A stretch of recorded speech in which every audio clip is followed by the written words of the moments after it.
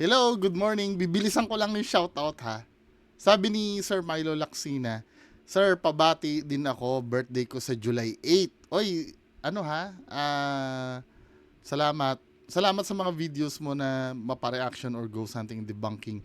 Hindi ka bias. I am a member of INC din, pero hindi ko naramdaman yung bias or against sa reaction mo. Lagi ako nanonood sa mga videos mo na sa'yo sa'yo na ako nakikibalita mapasok mainstream. Salamat, sir. Also, Pip, birthday din ng bunso ko sa July 15 na si Chase. Hello, Chase. Thank you po. Hindi ko naman masasabi na hindi ako bias. 'Di ba? Nagiging bias din ako. For example, pagka ang tinatopic ko ay si Tito Norms. Malamang biased ako against kay Tito Norms. 'Di ba? Pati sa mga kinakampihan ko. Hindi naman nawawala yan. Pero, makakasiguro kayo na imi-make sure ko hanggat kaya ko na maging neutral, mag-neutral ako. Pero yung pagiging bias kasi hindi na mawawala yun eh. Diba? Hanggat maaari. Sabi gano'n ni Sir Arvin Galbizo Garces, Idol Bungo, hindi ata nasama sa shoutout ko. Sorry pa-shoutout sa next video mo sa YouTube. 14th year. Na, ano ko to, sir? Kahapon yata ng alas 4. Pero ulitin ko na rin, happy 14th year wedding anniversary namin ng wife ko sa July 4. Sabi gano'n ni Sir Ann Galbizo Garces. Ang asawa niya si Ma'am Lisa Garces. No, lagi daw sila nanonood ng video ko. Nabati kita, sir, kahapon, tingnan mo. Pang alas 4 yata. Kasi yung mga pumasok nung huli, siningit ko sa sa ibang video, 'di ba? O next, sino pa ba? Sino pa ba nagpapabati? Wala na?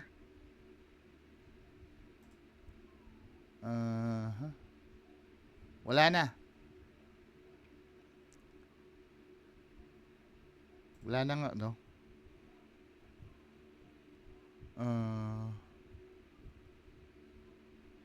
Sino pa ba?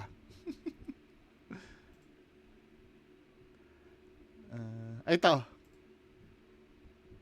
Hindi, mga ano. Ay, ito na, sige. Good morning, Sir Bungo. Makikisuyo po ulit, pabati po sa aking anak na si Stephanie B. Arador. Graduation niya ngayong araw.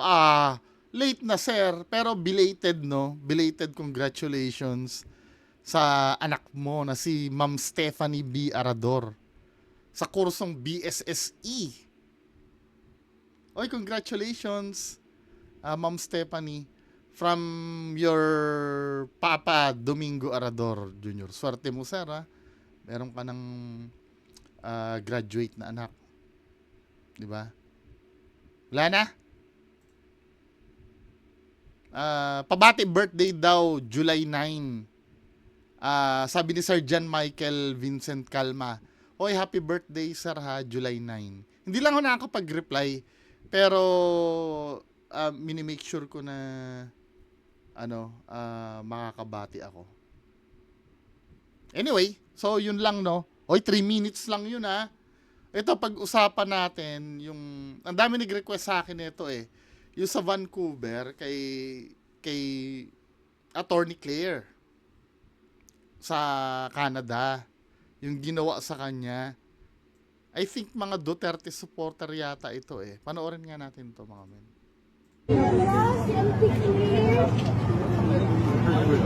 Kapal ng mukha. Anti-clear ang sa kanya, no? Pati si Sir Caio. Si Atty. Libayan din ba? Anti-Claire din. Shoutout Atty. Libayan. Kapal ng mukha. Ang pangit mo. Kung pangit mo. Talungon ang mga Pilipino. Shame on you, Claire, anti-Claire. Ninyo ang kwarta sa flood control. Shame on you, anti-Claire, anti-Claire. Please, What a crybaby! please, bring the money to the Filipino people. We have a big flood control projects come right now. Ano daw?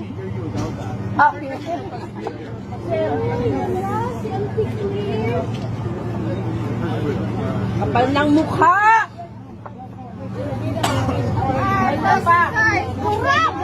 You can film all you want, no problem, but they put freedom on you guys, just let them do it. You can film them all you want, no problem. We are harmless, we just want to let them know. Feel free to say whatever you want. She keeps on lying. She lies! No, they're not harassing. She lies! They are not harassing. Oh, come on. Harassing? Look what you did in the Philippines. No, we are not violent. We're pangit mo! Ang pangit mo! Putang ina mo! Putang ina mo! Putang ina mo! Pangit mo! Putang ina mo! Putang ina mo! Putang ina mo! Putang ina mo! Kamatay ka na sana! Grabe naman. Putang ina mo! Be. Dapat ini-explain nyo din sa police ko ano yung sinasabi. Para naiintindihan mo. Anyway, no, ako, naniniwala naman ako sa, sa freedom of expression. Actually, yung police nga, nire-respeto yun eh. Ang pangit mo! Yung, free speech, di ba? Naniniwala naman ako doon na lahat tayo entitled doon. However, no, may mga bagay na kumbaga, pagdating sa, let's say, itutulad ko ito sa mga kabardagulan namin sa social media. Mas maganda, stick tayo doon sa topic. Huwag na yung mura, men. Ako minsan, I admit, kahinaan ko din yan, lalo na pag galit na galit ako. Mapapamura ka talaga, men, eh. 'Di ba? Ako hindi ako ligtas diyan. Ang sinasabi ko lang, isa yan sa mga dapat iwasan dahil pwedeng ikapahamak natin yung mga ganun eh. 'Di ba? Yung mga personal attacks. Na-appreciate ko yung yung sige, kumprontahin nyo, Tapos yung yung tungkol sa flood control, sa corruption, 'di ba? Kasi naman yan eh, public servant naman sila eh. Ako para sa akin, lalo na kung galit na galit kayo at nakikita nyong naghihirap ang Pilipinas, nagigets ko yun. Siyempre, yung pagsigaw, hindi ko naman, kahit ako din minsan napapasigaw pag mataas ang emotion eh. When emotions are high. Hindi, wag na natin yun. Pag mataas ang emotion mo talaga, mapapasigaw ka. Naintindihan ko yun, yung pagsigaw, yung sinasabi sa flood control, pero yung sasabihin, ang pangit mo, yung mumurahin ha. Wait lang ha, bago lahat, wala akong kinakampihan. Ha? Ang rareakan ko lang yung nangyari. Dito ha. Hindi ko sinasabing tama yung pinaglalaban ng aaway kay Auntie Claire or kay Attorney Claire. Hindi ko rin naman sinasabing tama din sila Attorney Claire, 'di ba? Wala akong papanigan. Ang rareakan ko lang yung nangyaring ito. Yung emotions lalo na paggalit, naigigits ko, uncontrollable yan minsan. Pero tsaka guilty din ako dun ha. Guilty din ako. Kahit ako din, ganun din ako. Pero pagka papanoorin mo na as a third person, sometimes kasi may mga videos din ako eh.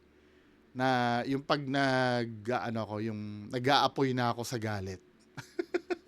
Tapos napapanood ko minsan yung sarili ko, Siyempre minsan inisip ko, parang, parang hindi talaga siya maganda. Pero kung ito, yung galit na ito, yung, halimbawa, may care ka sa bayan, nagagalit kayo or kukumprontahin nyo si, nagigets ko yon yung sa flood control. Kasi paniniwala nyo kasi na, di ba, may pinagtatakpan sila or kung ano man, paniniwala nyo yun eh. Regarding sa flood control, sa pamamalakad ng Pilipinas, sa pagnanakaw, kasi public servant sila eh. Gusto nyong ipahatid yung gigil ng tao. However, sa akin, ang hindi ko nagustuhan dito, yung pagmumura, no? Pagmumura, tsaka, inuulit ko ha, kahit ako, minsan nagagawa ko yan. Well, i-justify ko pa no? Ginagawa ko yan, pag minumura na rin ako siguro. Or halimbawa, kung magawa ko man yan, hindi talaga siya maganda. Kahit ako gumagawa niyan, hindi rin talaga maganda. Lalo na kung nasa ibang bansa pa. Sa bagay, no? Yung mga Americans din, grabe din minsan eh. Pero ang mas maganda, ang point ko kasi dito, mas maganda kung magi-stick lang tayo dun sa dun sa topic nung kinaiinisan nyo, flood control, corruption, pamamalakad ni BBM, okay lang yun. Pero yung ganon, no? Taluoy ang mga Tama ha? Ito, i-blow by blow ko na na komentaryo. Pilipino. Shame on you, clear and Paubusan clear. ninyo ang kwarta sa flood control. Shame. Yan, yung pag sinasabing flood control, although na parang tutok ka na dyan, gusto mo kasing ipahatid na galit ka eh. Naiintindihan ko yun. 'Di ba? Lalo na kung ang mga sinasabi mo yung issues. On you, anti-clear, anti-clear. Please, Cry baby! What a cry baby!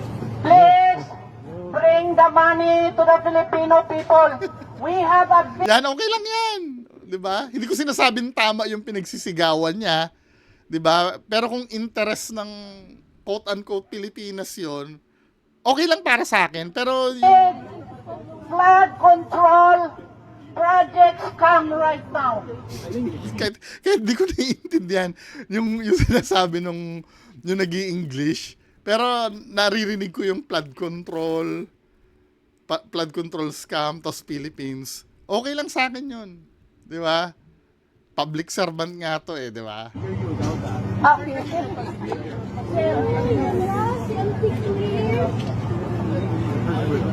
Kapal ng mukha!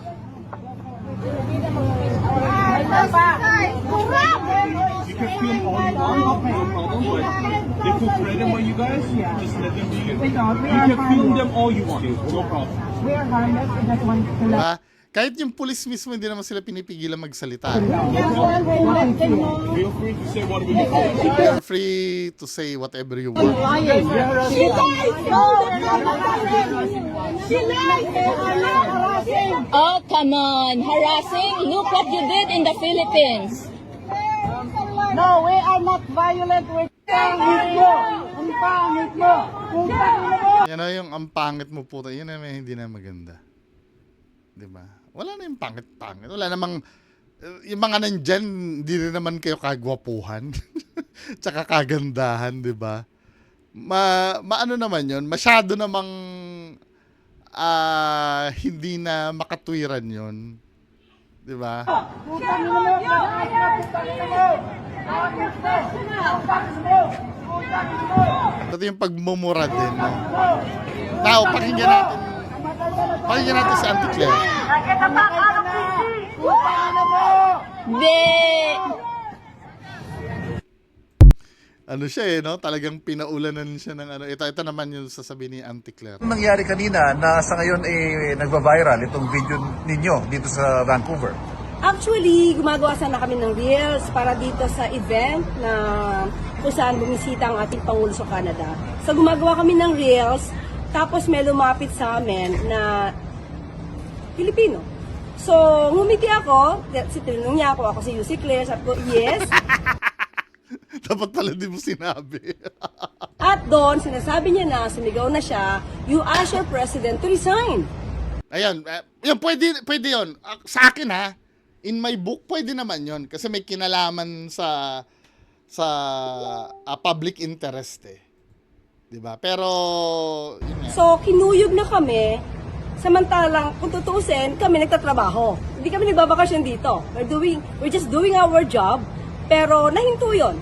Hindi na kami nakapagtapos ng aming pag-shoot ng reels dahil nga may mga Pilipino ganito Trabaho pala niya yung mag-reels. yung ugali. Pero hindi ko alam kung saan Joke sila lang. grupo, pero yung naratibo nila May pinatutungkulan to. Hindi ko alam kung saan silang grupo, pero yung naratibo. No, ganito yung ugali. Pero kung, hindi ko alam kung saan sila grupo, pero yung naratibo nila, yung tipong BBM resign. Yung naratibo nila ay maleta. Yung naratibo nila magnanakaw. So, at sinabihan ako na pangit. Sabi at sinungaling.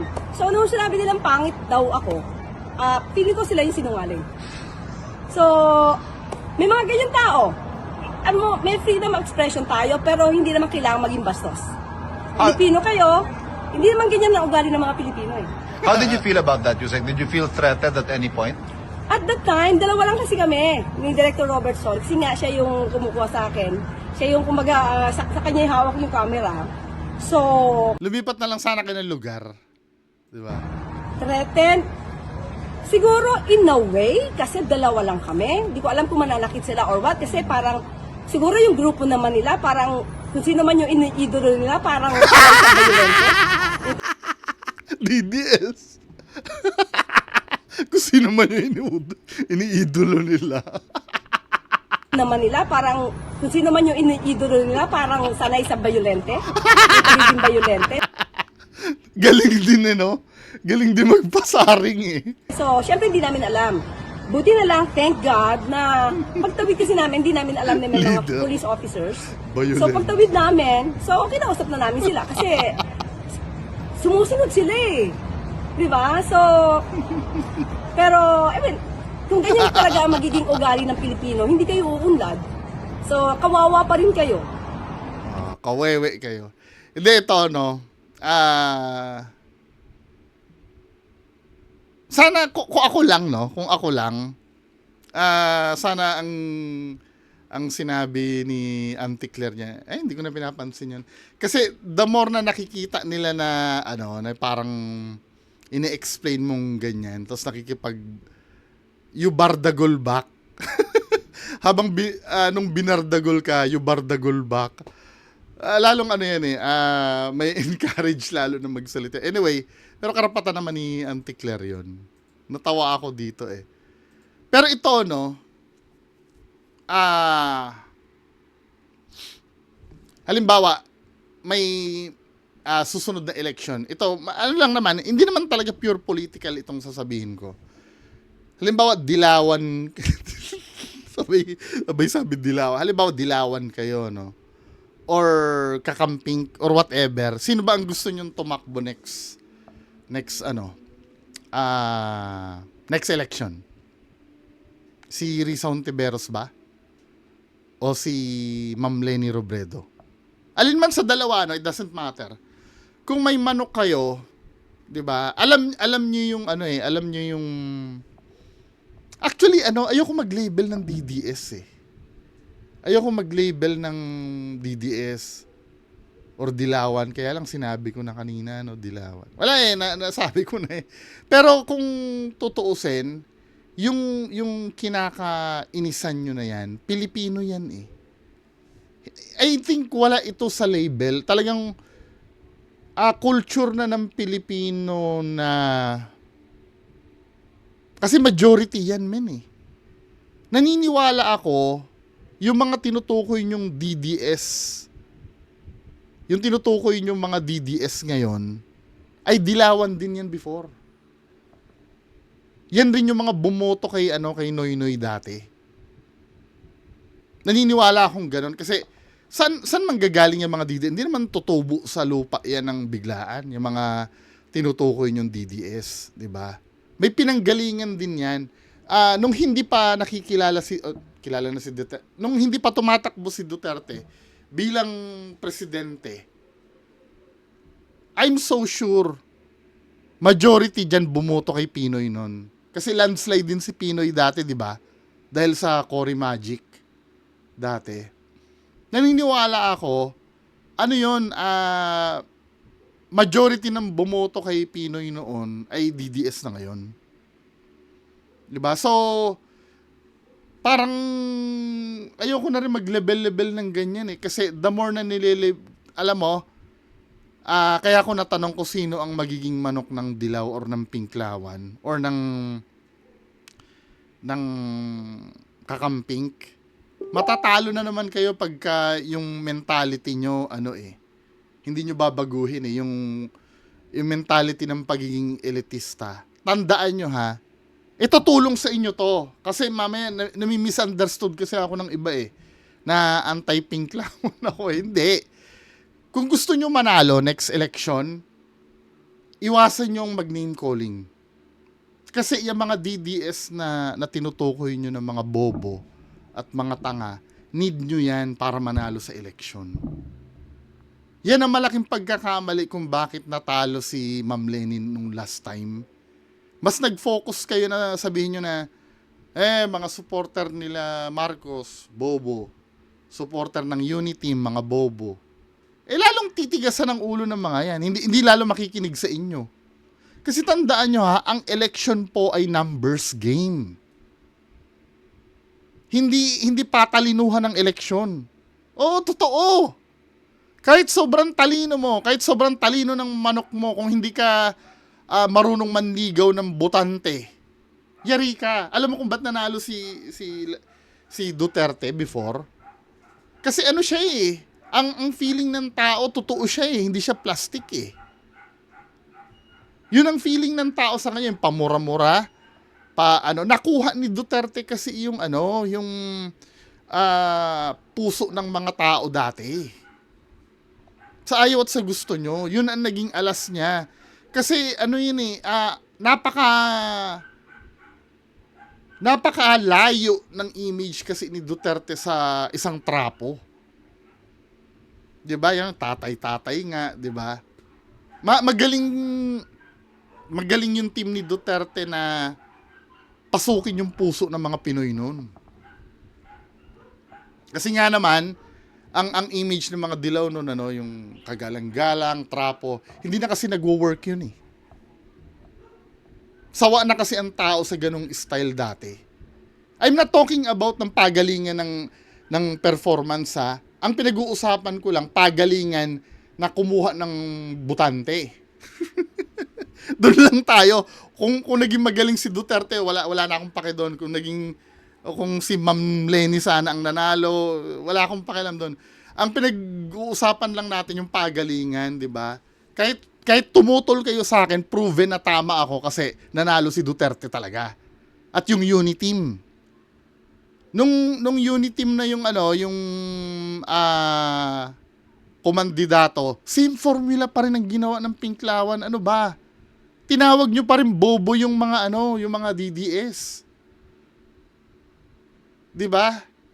Dapat kung ang nakikita ko magandang strategy yan, yung mismong na lang ang tirahin nyo, yung mismong puno na lang. Kung ayaw nyo kay Sara Duterte, si Sara Duterte na lang, wag nyo na idama yung mga supporter.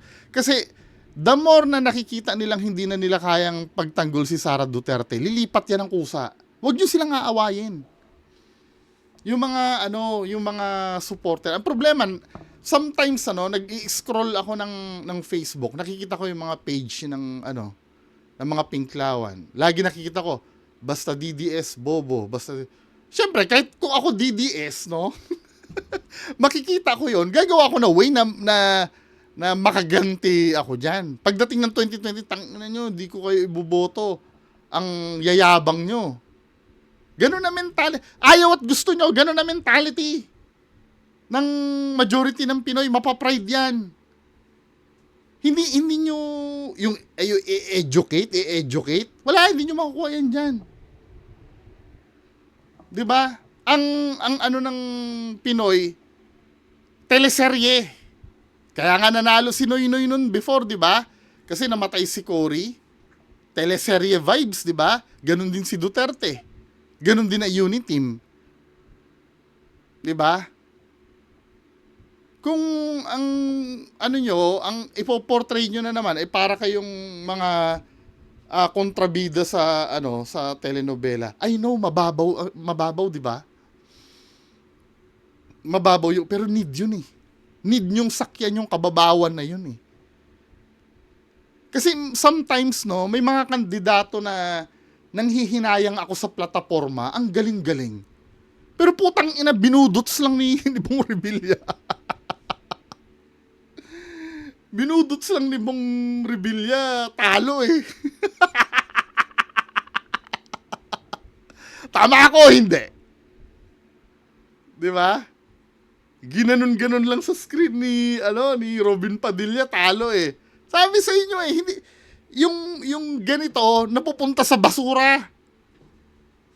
Ang unang aralin muna kung paano makuha yung botante.